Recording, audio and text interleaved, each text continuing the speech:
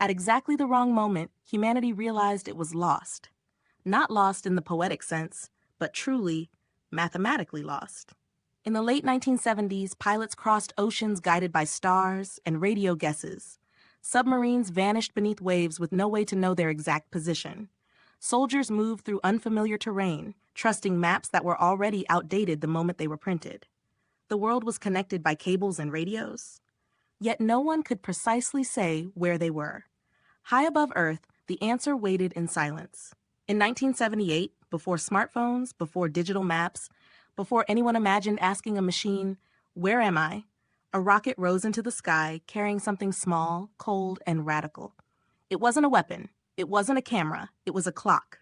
An impossibly precise clock sealed inside a satellite launched by the United States into orbit.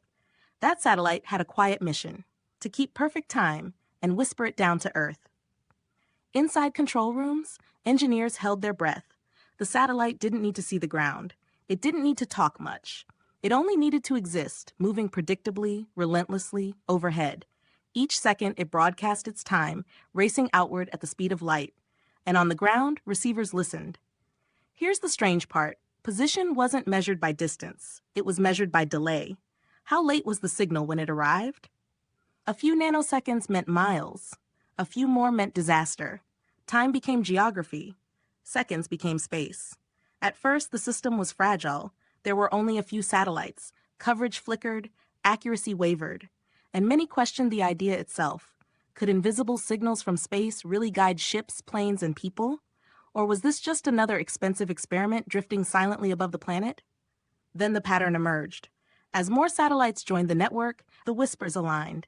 Signals overlapped. Errors canceled out. Suddenly, locations snapped into focus.